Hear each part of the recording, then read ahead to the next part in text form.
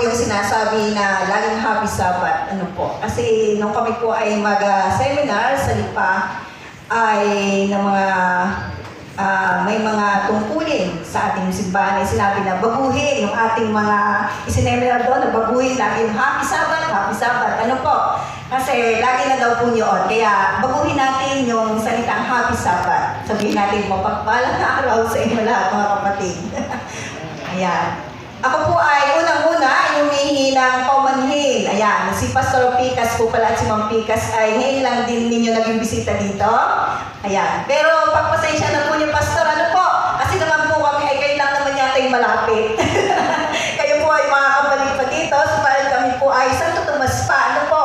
At kami nga po kaya tinanghali kasi napaka-traffic po doon sa amin gawa po ni Padre Pio. Ang sabi nga ay baka kami po ay kung tinanghali pa ay makasinsay na doon kay Padre Pio. Pero ang ating pong simbahan ay natin po sa San Isidro, dampas po ng kay Padre Pio. Ano po yung aming kinabibilangang simbahan? Yun po yung anak ng Santo Tomas. Ang Santo Tomas po ay naging tatlo ang anak. At ang inyo pong lingkod, si Brother Dudong, ay isa sa mga layman. Lagi ano po, kaya nakapagtayo po kami doon ng tatlong simbahan. Ang San Miguel, ang San Isidro at ang Pilinves Santa Maria. Ang nananatili lang po ngayon ay ang San Isidro doon sa tatlong anak ng Santo Tomas. Ano po? At kami doon po naka-assign sa San Isidro. Kasi isa po kami doon sa mga naging founder ng San Isidro. Ano po? Na kung saan po ay kami po ay nagtitipon ay sa isang bahay lang ang kapatiran. Subalit, umasa po kami sa loob ng 15 years na yata, brother, na kami po ay wala pa pong simbahan ganito. Sa bahay lang po kami. Pero doon po ay, sabi nga po ay masaya. Kasi ang presensya ng Panginoon ay nandun. Ano po? Sabi nga, ang Panginoon ay tumitira. Hindi siya namimili, kundi ang Panginoon ay nasa ating mga puso. Ano po? Ayan. Ayan. Kaya po ako humihingi ng pasensya sa mag-asawa ni Ma'am Picas at Pastor Picas. Ano po? Yan po na may napapunta na namin sa amin sa Santo Tomas. Yung makita ko kanina, sabi ko nandito pala sila. Ano po? At siguro yung pamilyar din sila. Pamilyar din kami sa kanila. Kasi po sila lagi nagse-seminar doon. Ano po? Kasama ni Ma'am Jocelyn at sa kanina Ma'am Fabricela. Ano po? Ayan. Lagi po namin silang bisita doon. Ayan. Kaya pagpasensya na po, Pastor. Kasi ako po ay aking pong kasaysayan kung bakit ako napupunta din eh. Kasi noong pong Webes, kami po ay pinapunta ni Pastor Dalida dito para po kami ay mag-ere sa AWR Pastor Pastor Picas. At ako po ay napadaan din eh, dito po sa inyong simbahan. At sabi ko po ay nakakatuwa naman kasi ako po ay mahilig sa mga bulaklak. At napakaganda ng kanilang simbahan, puro bulaklak. Ang sabi ko po ay tumayo ako din sa una. Sabi ko hindi naman siguro masama. Sabi ko kay Sister Nika, kasi Sister Nika po ay nandito. At ako po ay nagpa-picture sa asawa ko. Ang sabi ko po ay, sana isang araw makatayo din ako dito. At hindi ko po inaasahan na Sister Nika pala ay may nakahanda. Ito daw po ay ginagawa niyo araw-araw, pero gusto niya na yun po ang share ko ngayong umaga. Pagkamat ako po ay may sarili na aking, sabi nga po ay dadalhin sana sa inyo, pero sabi po niya, yun na po ang dalhin at dahil yun po daw ay para marami na makarinig ng Pastor Nika. Ayan. Kaya po, isang pagpapala sa akin po, isang pagpapala na ako po ay makasama ko kayo sa umagang ito. Pinangarap ko po talaga na ako po ay laging makapagsalita. Ano po? Ayan, brother. Kasi nung po ako ay sa akin pong, bigyan ko lang po kayo ng kaunting background sa aking buhay. Ano po? Ako po ay hindi inborn Adventist. Ako po ay isa sa UCCP or United Church of Christ in the Philippines. Sa Tayabas po, kasi ang nanay ko po ay taga Tayabas, ang tatay ko ang taga Batangas. Pagkatapos nagkasama po ako nag-asawa po ako ng isang layman, si Brother Tudo nga, siya naman po ay taga Iloilo. Bisaya po siya. Ano po? Kaya, sabi nga ng iba, nahaluan yung pagiging Tagalog ninyo. Ano po? Diyan Bisaya. Ayan. Pero sabi nga, sa pag-ibig ay walang sinisino.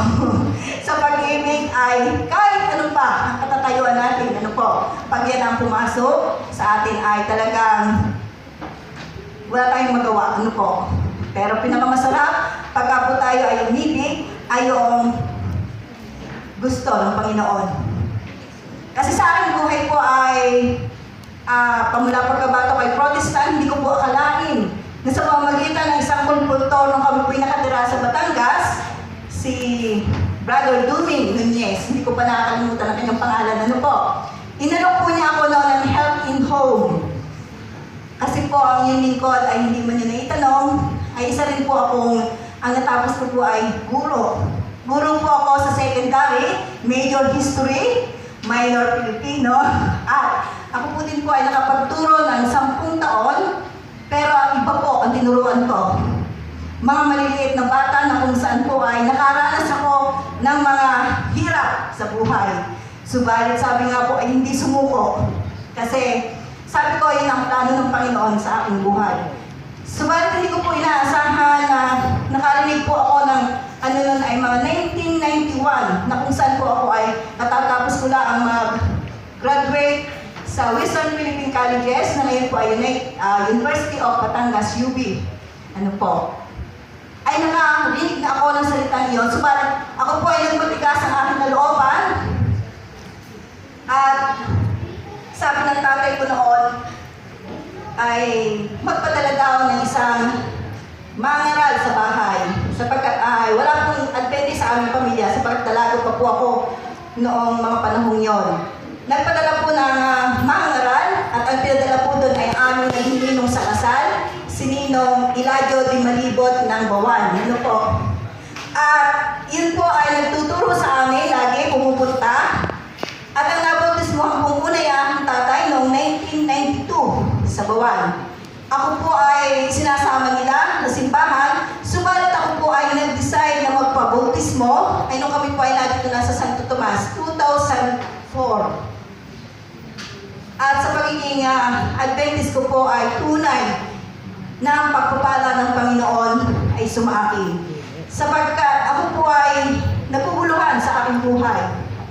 Hindi po ako masaya, bagamat ako po ay pwedeng magkaroon ng magandang buhay. Sabi ko nga po dun sa kanta kanila ni Sister Nika, ako po ay na-emosyon kasi ganun din po ang nangyari sa buhay ko. Sa kanta pa lang ni Mr. Nika ay nakita ko yung, sabi ko nga ay may plano ang Panginoon sa buhay ko. Kasi sabi nga po sa kanta, iliin mo ang Panginoon, Mr. Nika. Yun po ang nangyari sa akin. At ang paborito ko nga pong kanta, yung Holy Time, nasa kong magiging tunay. Kaya mo po palang talikuran ang karangyaan ng buhay para sa Panginoon. At ang pagpapala po ito, ibinigay ng Panginoon sa akin, ay ngayon po ay nagagamit ko. Kasi noong ako po ay isang Protestant, para bang hungkag ang aking pananampalataya. Kasi ang pangarap ko talaga po noon ay maging asawa ko ay isang pastor. Kasi ang tatay ko po ay lahat ng bisyo ay nasa kanya. Kasi siya ay isang Catholic. Subalit nabago yun nung siya ay maging Adventist. At hanggang ngayon po ay Adventist pa rin siya. Pero ang pamilya ko po, ang mga magulang ko, mga kapatid ko at pamangkin, ay hindi pa rin po sila naigaya. Tunay na masakit po yun sa akin. Ano po? Kasi gusto ko rin po kami ay sama-sama pagdating ng Panginoon doon sa langit na bayan. At sabi nga po ay, ang pribilehyo ito ay, nung mapapasok po ako sa pagiging Adventist, ay talaga pong ang mga pagpapala ng aking gustong gawin ay nagawa ko na. Pero sabi nga, sa pagkakaroon ko po ng sakit ng myoma noong 2006, na kung saan po ay ito ang naging dahilan upang hindi kami magkaanak ni Brother Dudong. Kami po ay 20 years na mag-asawa. Subalit kami po ay walang anak. Amen. Ayan. Ang myoma ko pong sakit ay umabot ng 6 cm na kung saan ay lumaki ang tiyan ko. Subalit tunay na buhay ang Panginoon sa aming buhay. Kaya po kami ay nangakong mag-asawa na habang kami may buhay ay maglilingkod sa Kanya. Amen. Ang sarap mga kapatid, maglingkod sa Panginoon. kong pangarap na ako'y makapag-asawa ng isang pastor, bagamat hindi pastor ang naging asawa ko, pero isang masigasig ni layman. Natuto po ako na dati po ay hindi ako makapagsalita din, ano po. Ang sabi nga po, salita ng Panginoon, hindi nasa ating posisyon, nasa ating tinapos. Ang salita po ng Panginoon ay talagang